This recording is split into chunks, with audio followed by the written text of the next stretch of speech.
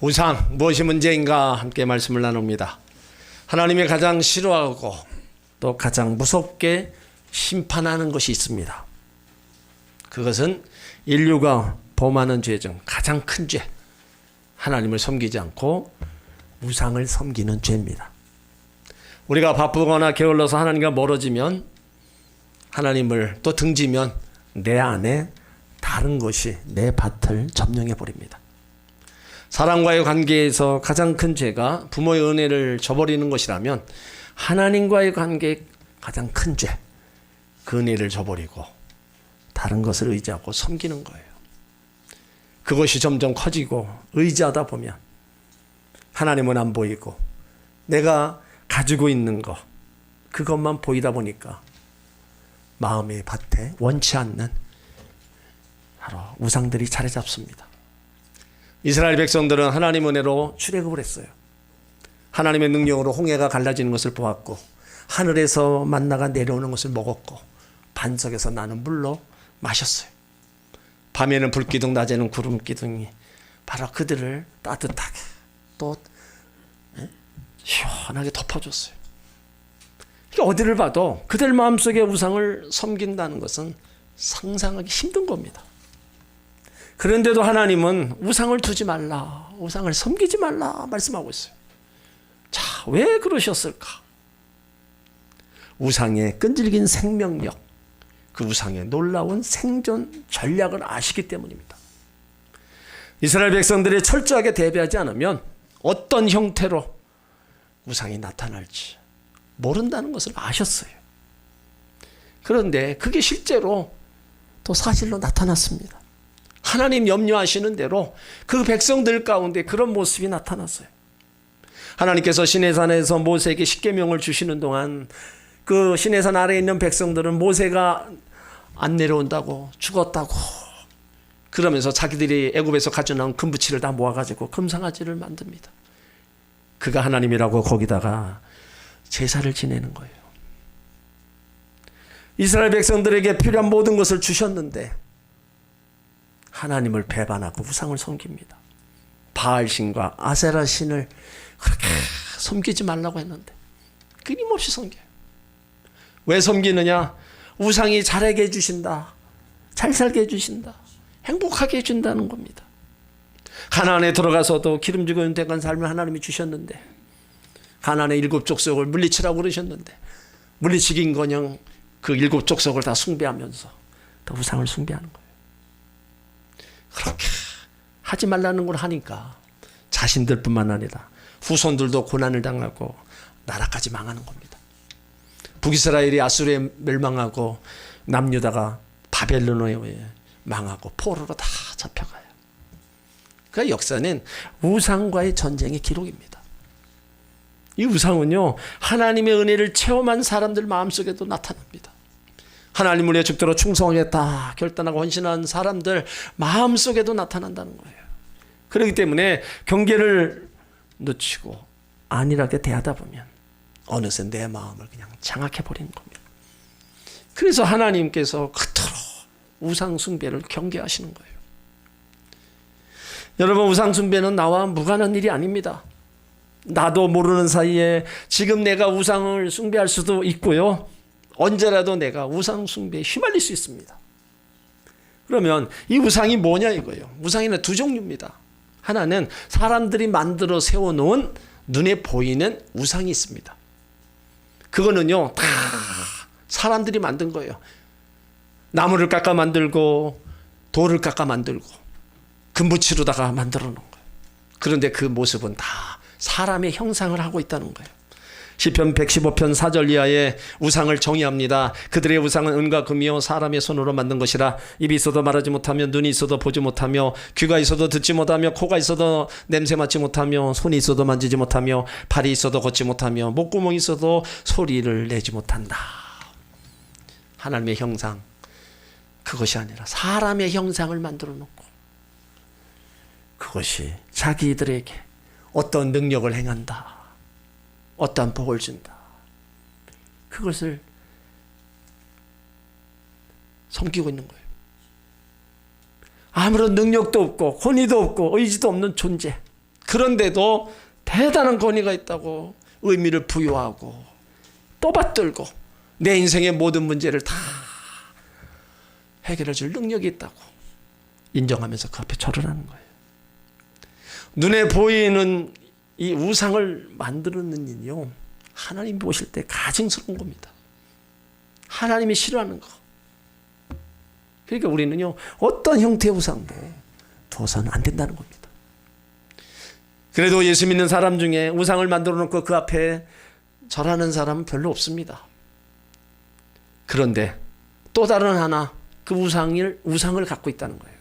그것이 사람의 마음속에 들인 눈에 보이지 않는 우상이라는 겁니다.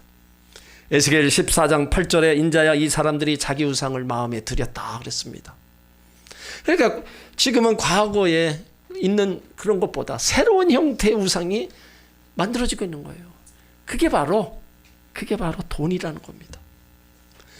돈이 사람의 마음속에 살아서 그 사람의 마음을 지배합니다. 그래서 돈이면 다 된다. 돈 하는 거예요. 여러분, 돈에 사로잡히면요, 돈이 우상이 되는 겁니다. 그것이 곧 탐심은 우상 숭배다 말씀하고 있어요. 어떤 사람은 명예가, 어떤 사람이 권력이 우상이 됩니다. 청소년들에게는 연예 스타가 우상이 되어 그 마음을 지배합니다. 인터넷 음란물에 중독된 사람은 자신도 모르는 사이에 음란물에 붙잡혀 벗어나지 못하고 있어요. 이렇게 사람의 마음속에 탐심, 탐욕, 이것이 우상 숭배인 것이 자신이 강하게 집착한다는 거예요. 늘 그것을 찾고 그것을 또 따라간다는 겁니다. 그러니까 사람의 마음속에 자기만의 우상, 이런 것들을 다 둬서는 안 된다는 거예요. 그러니까 하나님께서 더 문제 삼는 것이 바로 이 마음의 우상입니다. 아무것도 아닌 것에 의미를 부여하고, 아무 능력도 없는 데 의지하고, 아무 권위도 없는 데 앞에 절하고, 우리 마음속에 하나님이 들어와야 될 그 자리에 대신 다른 것이 들어오는 게 문제라는 거예요. 그래서 우상을 만드는 일도 하나님 앞에 큰 죄이지만 우상을 섬기는 건요, 더 큰 죄입니다. 어떠한 형편의 우상도 우리 마음속에 두어서는 안 된다는 겁니다. 그럼 왜 하나님께서 우상을 만들지 말라, 섬기지 말라 이렇게 하셨냐? 도대체 우상이 뭐가 문제냐 이거예요. 그러니까 우상이 문제되는 건요, 잘못된 믿음을 갖게 한다는 거예요. 사람들이 우상 앞에 설 때 우상이 하나님인 줄 알게 되어 우상을 믿고 의지하게 된다는 겁니다. 출애굽기 32장 4절에 보면 아론이 그들의 손에서 금고리를 받아서 부어 조각칼로 새겨 송아지 형상을 만드니 그들이 말하되 이스라엘아 이는 너희를 애굽 땅에서 인도해낸 너희 신이로다. 금송아지 형상을 만들어 놓고 이것이 하나님이다. 우리를 애굽에서 인도해낸 하나님이라고 얘기하고 있는 거예요. 또 아론이 보고 그 앞에 제단을 쌓고 이에 아론이 공파 이르되 내일은 여호와의 절기니라. 백성들이 금송아지 형상을 실제로 하나님으로 알고 우상 앞에 내일은 절기일이니까 우리가 제단을 쌓자. 그러니까 우상의 문제는요, 하나님이 아닌 것을 하나님으로 알고 믿고 의지하는 겁니다. 속는 것이고 헛된 믿음을 가지게 되는 겁니다. 금송아지 사건에서 보는 것처럼 어쩌니 어겹게도 금조각이 하나님이 된 거예요. 아무런 힘이 없는 금조각이 전능하신 신인 것처럼 숭배를 하고 있는 겁니다. 어리석게 사람들이 금송아지에게 다시 자신의 인생의 문제를 맡기는 거예요.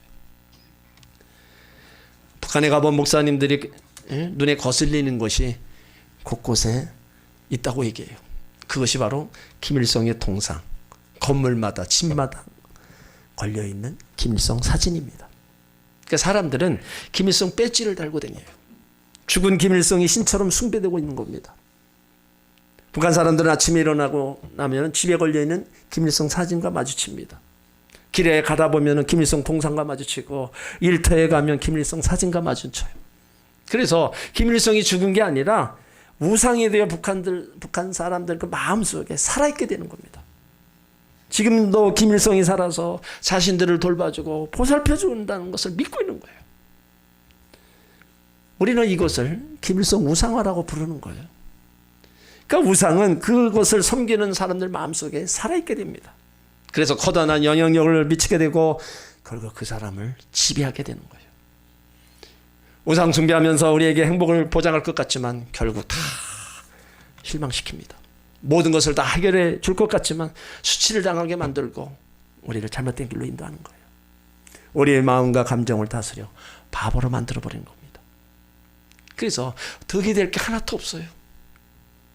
근데 더 중요한 거는요, 하나님 자녀들에게 왜 우상숭배가 하지 말아야 되느냐. 우상숭배하면 하나님 나라를 기업으로 얻지 못한다는 거예요. 에베소서 5장 5절에 저희도 이것을 정령이 알거니와 음행하는 자나 더러운 자나 탐하는 자 곧 우상숭배하는 자는 다 그리스도와 하나님 나라에서 기업을 얻지 못한다. 이런 사람들, 우상숭배하는 자들, 하나님 나라에서 기업을 얻지 못한다. 하나님 나라 못 간다는 겁니다. 하나님이 제일 싫어하시는 걸 하고 나서 어떻게 하나님 나라를 가겠어요? 절대로 못 간다는 거예요. 살아계신 하나님 자리에 우상이 자리 잡기 때문에 하나님 앞에 가기 전에 벌써 진노의 대상이 되는 거예요. 우상은 하나님 대신 믿음의 대상이 되고 사람들을 지배하고 다스리고 통치합니다. 그래서 우리가 우상을 척결해야 된다는 거예요. 하나님보다 좋아하는 거, 하나님보다 우선시하는 거, 하나님 대신 예배하는 거, 그것이 자신의 인생을 보장해 줄 것이라고 생각하는 거, 하나님과 우리 사이를 갈라놓는 거, 다 우상입니다. 또 우상이 문제되는 것은요, 우리 삶을 못되게 한다는 겁니다. 사람들이 우상 앞에 설 때 자기의 간절한 소원을 품고 섭니다. 그 모든 관심이 우상이 가진 초월적 능력으로 자기의 소원을 들어주기를 바라는 것에 다 모아져 있어요. 그런데 우상이 우리의 소원을 들어주지 못해요. 예레미야 10장 3절 5절에 열방의 규례는 헛된 것이라 그 위하는 것은 산림에서 벤 나무요 공장에 손이 도끼로 만든 것이라 그들이 은가금으로 그것을 꾸미며 목과 장도리로 그것을 든든히 하여 요동치 않게 하나니 그것에 걸린 기둥 같아서 말도 못하며 걸어다니지도 못하므로 사람에게 매임이 있느니라. 그것이 화를 주거나 복을 주지 못하나니 너희는 두려워 말라 하시니라. 우상은 형상에 불과하기 때문에 말도 못하고 걸어다니지도 못하고 화를 주거나 복을 주지 못한다는 겁니다. 그래서 결국 우상 숭배의 삶은 가난의 삶으로, 질병의 삶으로, 실패의 삶으로 자꾸 몰아가는 거예요. 우리의 삶의 새로운 창조의 능력을 발휘하지 못하는 겁니다. 그리고 우상을 섬기는 사람들 자기 잘못을 돌아보고 내가 무엇을 잘못한지도 깨닫지 못하는 겁니다. 앞으로 내가 바르게 살아야 되겠다 다짐할 줄도 모르고 계속해서 잘못을 살면서 소원만 빌 뿐이라는 거예요. 삶의 변화, 인격의 성숙도 일어나지 않아요. 왜 그래요? 사람이 만들어 세웠으니까. 이사야 40장 19절에도 우상은 장인이 부어 만들었고 장식이 금으로 입혔고 또 은사슬을 만든 것이니라. 궁핍한 자는 거제를 드릴 때 썩지 아니하는 나무를 택하고 지혜로운 장인을 구하여 우상을 만들어 흔들리지 아니하도록 세우느니라. 그러니까 우상은 사람들의 필요에서 만들어진 겁니다. 내가 필요해서 하나님을 만든 거예요. 내가 원하는 하나님, 내 필요를 채워줄 하나님 만들어서 섬기고 있는 거예요. 그 하나님을 내가 만들었기 때문에 주도권이 나에게 있는 겁니다. 그래서 언제든지 우상을 내 마음에 들지 않으면 새로운 우상으로 바꿀 수 있습니다. 그런데 내가 섬기기 힘들고 다른 우상을 또 만들 수 있고 그러다 보니까 나는 변하지 않고 자꾸 하나님을 바꾸는 거예요. 그러니까 우상 숭배에는 나의 변화도 없고 나의 삶이 새로워지거나 성숙되는 일이 없습니다. 다시 말해서 우상 숭배는 윤리성, 도덕성이 없는 거예요. 여기에 심각한 문제가 있는 겁니다. 또 우상 문제가 되는 거는요, 잘못된 예배를 드리게 한다는 겁니다. 사람은 종교적 동물입니다. 그래서 예배 또는 제사를 드리며 살아왔어요. 그런데 가장 어려운 것이 보이지 않는 신을 섬기고 예배드리는 겁니다. 고대 사람이나 현대 사람이 모두 어려운 일이에요. 그래서 사람들이 고안해낸 쉬운 방법이 눈에 보이는 우상을 만드는 일이었어요. 그러다 보니까 모든 민족의 제사 풍습에 우상이 있습니다. 모든 종교에도 다 우상이 있습니다. 그냥 제사 드리지 않습니다. 뭔가를 갖다 놓고 합니다. 왜요? 그게 눈에 보이고 그게 우리를 새롭게 만들어주고 복을 주는 거라고 믿기 때문에 뭔가를 앞에 갖다 놓고 있거든요. 여러분, 우리가 하나님 앞에 예배 드릴 때 뭐 갖다 놓고 드립니까? 하나님은 보이지 않는 하나님으로 지금도 우리 가운데 계시고 우리가 예배 가운데 하나님 역사하시는데 하나님 갖다 예배 드리면서 뭘 갖다 놓겠어요? 그러니까 우상의 문제는요, 바로 이 제사, 예배 문제예요. 하나님께서 받으실 예배를 드리는 것이 아니고 사람들이 자기들이 좋아하는 예배, 제사를 드린다는 거예요. 우상을 만들어 세워놓고 그 앞에 절하는 거 하나님 위한 거 아닙니다. 제사를 드리는 사람 위한 거고 더 나아가 귀신에게 제사하는 겁니다. 그래서 하나님이 하지 말라는 거예요. 오늘 출애굽기 20장 4절 5절에 너를 위하여 새긴 우상을 만들지 말고 어떤 형상도 만들지 말며 그것들에게 절하지 말며 그것들을 섬기지 말라. 아무 형상 만들지 말아라. 절하지 말라는 거예요. 우리가 살아있는 사람들끼리 서로 절하는 건요, 괜찮습니다. 죽은 사람에게 절하는 것이 바로 우상에게 절하는 거예요. 예수 믿는 사람들이 명절이 되면 제사 문제로 신앙적 갈등, 마찰을 겪고도 합니다. 온 가정이 예수를 믿으면 기독교적으로 해서 예배를 드리면 괜찮은데 집안에 예수 안 믿는 분들이 주도권을 가지고 있으면 제사를 강력하게 주장합니다. 그런 경우 예수 믿는 사람은 난처한 경우도 있고 심지어 집안에서 갈등 요소가 되기도 해요. 명절 때 예수 믿는 사람들이 제사 문제에 대처하는 유형이 세 가지로 나타납니다. 하나는 제사에 참여하는 거예요. 내가 예수 믿는 거는 믿는 거고 제사는 제사다. 아무 꺼리낌 없이 그냥 제사에 참여하는 거예요. 그리고 타협을 하는 형이 있습니다. 적당히 철준성을 찾아서 서로 마음이 상하지 않게 타협하는 유형이 있어요. 그리고 세 번째는 나는 예수 믿기 때문에 제사는 절대로 안 된다. 단호하게 처세하는 절대 불가형이 있어요. 여러분, 어떤 걸 택해야 됩니까? 여러분 중에 제사 문제로 갈등한다면요, 복음을 전해서 정말 예수 믿게 해야 돼요. 정말로 가족을 기도 많이 해서 가족 모두가 예수 믿게 해야 된다는 겁니다. 온 가족이 함께 모여서 하나님 앞에 예배하고 그것이 바로 천국이고 하나님이 원하시는 믿음의 가정이라는 거예요. 사도 바울은요, 이 제사 문제를 언급하면서 제사가 이방인에게 제사하는 거다, 귀신에게 하는 것이다, 하나님에게 제사하는 것이 아니다, 귀신과 교제하는 자 되기를 원치 않는다 말씀하고 있어요. 고린도서 10장 19절에 우상의 제물이 무엇이며 우상은 무엇이라 하느냐, 대저 이방인의 제사는 귀신에게 하는 거요 하나님께 제사하는 것이 아니니 나는 너희가 귀신과 교제하는 자 되기를 원치 아니하는다. 이방인에게 제사하는 거 귀신에게 하는 것이지 하나님께 제사하는 게 아니라는 거예요. 귀신과 교제하는 자가 되기를 원치 않는다는 겁니다. 하나님의 단호한 입장이에요. 이방인에게 제사하는 거, 우상에게 제사 지내고 조상에게 제사 지내는 거, 다 마귀에게 제사 지내는 거. 여러분, 조상신 없습니다. 다시 오지 않습니다. 조상은요, 제사상의 제물도 먹을 수 없고 후손들의 절도 받을 수 없습니다.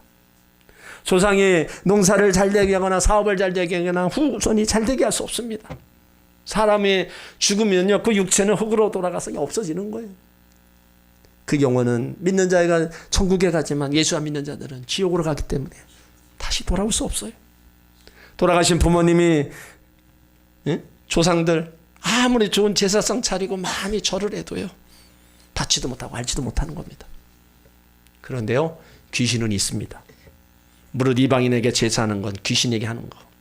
사람들이 귀신에 대해서 잘못 알고 있어요. 사람이 귀신 될 수 없습니다. 귀신은 따로 있어요.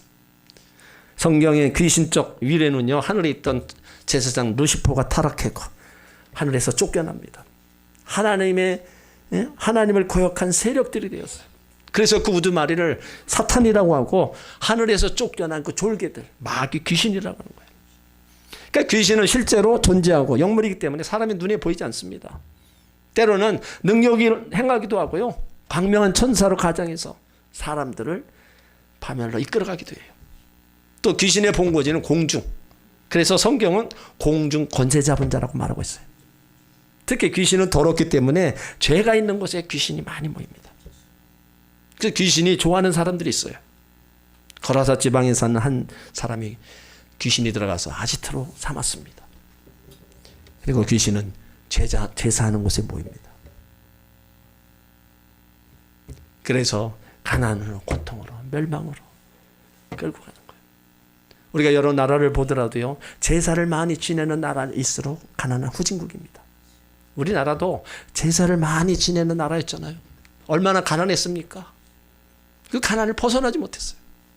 그런데 그 제사 드리는 나라에서 하나님께 예배 드리는 나라가 되면서 짧은 기간 안에 축복받은 나라입니다.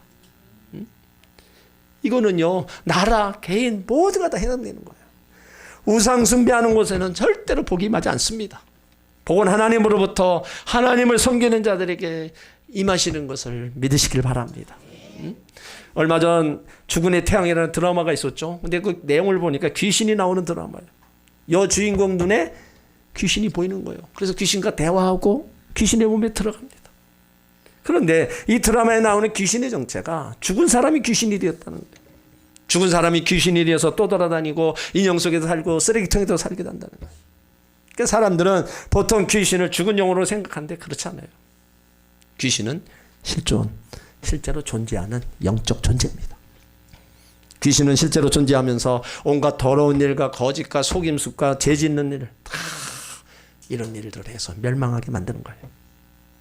무당에게 신이 내렸다고 얘기죠. 귀신이 무당 속에 들어간 겁니다.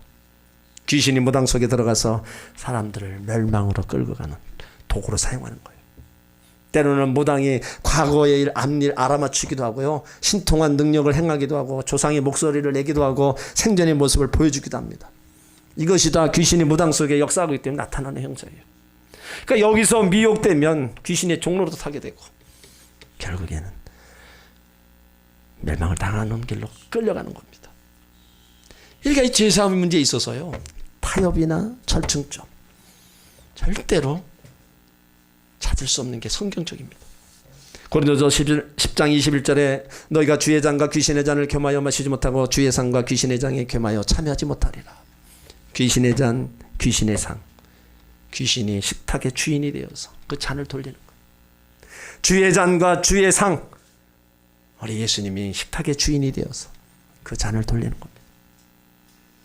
주의 잔과 주의 상, 귀신의 상과 귀신의 잔, 여러분 절대로 함께할 수 없는 거예요.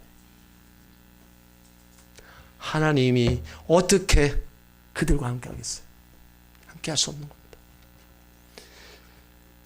고린도 교회 성도들은요, 바울에게 우상 제물이었던 고기 먹는 문제를 질문을 했어요. 우상의 제물인 이 음식, 이걸 먹어야 됩니까? 안 먹어야 됩니까? 그런데요, 우상의 제물이다 할지라도 그것이 믿음이, 신앙이 확고한 사람에게는 아무 문제가 없습니다. 디모데전서 4장에 하나님께서 지은 모든 것이 선함에 감사함으로 받으면 버릴 것이 없나니 하나님의 말씀과 기도로 거역하신다. 그러니까 어떤 음식이라도 내가 감사하고 먹으면 돼요. 내가 그거를 먹고 안 먹고 거룩해지는 게 아닙니다. 말씀과 기도로 거룩해지는 거지, 내가 우상의 음식을 먹었다고 해서 안 먹었다고 해서 거룩한 게 아니에요. 그러니까 내 믿음이 이걸 먹어도 나는 상관없다. 그러면 내가 하나님께 기도하고 먹으면 된다. 그럼 먹으면 돼요.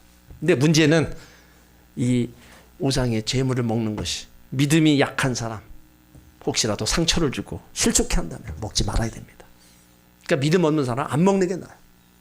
괜히 그거 먹고 자꾸 내가 왜 먹었나 자꾸 따지고 그럴 필요 없어요. 모든 것은 하나님이 주신 거라고 우리가 감사하고 받아들이고 먹으면 아무 문제 없는 거예요. 그러니까 사탄은요, 여러 가지 우상을 만들어 우리 신앙생활을 방해하는 거예요. 여러 우상, 무엇이 문제예요? 하나님이 제일 싫어하는 거예요. 우리의 믿음을 자꾸 왜곡시켜서 하나님 아닌 거 다른 것을 자꾸 의지하게 만드는 거예요. 우리의 삶을 고통으로, 실패로, 가난으로 몰아가는 겁니다. 우리 예배를 왜곡시키는 거예요. 사람을 만족해하고 귀신에게 하는 겁니다. 하나님과 우리 사이를 다 갈라놓는 거예요. 여러분, 가정에서 개인의 삶 속에서 보이는 우상, 보이지 않는 우상 다 떨쳐버리시길 바랍니다. 고린도전서 10장 14절에 그런즉 내 사랑하는 자들아 우상 숭배하는 일을 피하라. 왜 피하라요? 하나님이 제일 싫어하는 거니까. 하나님이 싫어하시는데 어떻게 싫어하시느냐? 오늘 출애굽기 20장 5절에 보면 나 여호와 너희 하나님은 질투한 하나님인즉 나를 미워하는 자의 죄를 갚되 아비로부터 아들에게로 3, 4대까지 이르게 한다. 여러분, 3, 4대 저주가 임한다는 거예요. 엄청난 하나님의 징계입니다. 이렇게까지 하나님이 싫어하시는 거예요. 그런데 왜 하나님이 싫어하시는 일을 굳이 해서 이런 징계를 받냐 이거죠. 하나님을 사랑하는 자에게 오늘 6절에 보면 나를 사랑하고 내 계명을 지킨 자에게는 천대까지 은혜를 베푼다. 여러분 천대라는 말이 성경에 4번 나오는데 1대가 30년이면 천대는 3만 년입니다. 그러니까 영원하신 하나님의 은혜와 사랑과 축복을 베풀어 주시겠다고 약속하시는 거예요. 얼마나 큽니까? 자손들이 대대로 하나님의 은혜와 복을 받는 비결은요, 우상을 섬기지 않고 하나님만을 섬기는 겁니다. 이건 부모가 또 하나님을 섬기고 부모가 섬겼던 하나님 자녀들이 또 섬겨야 돼요. 고린도전서 8장 3절에 누구든지 하나님을 사랑하면 그 사람은 하나님도 알아주신다. 하나님을 사랑하면 하나님이 그 사람을 알아주신다. 하나님을 사랑하면 하나님의 사랑을 입는 겁니다. 여호수아가 오직 나와 내 집은 여호와를 섬기겠다 고백했어요. 그렇다면 여러분들도 여호수아처럼 오직 나와 내 집은 여호와를 섬기겠노라 고백하고 다짐하시기 바랍니다. 여호수아처럼 고백하고 다짐하고 하나님 잘 섬기면 천대까지 은혜를 베풀어 주신다. 하나님은 이렇게 복을 주시기를 원하는 거예요. 여러분 모두 하나님 잘 사랑하고 섬기셔서 여러분뿐만 아니라 자자손손이 천대의 복을 받아주시기를 주의 이름으로 축원합니다.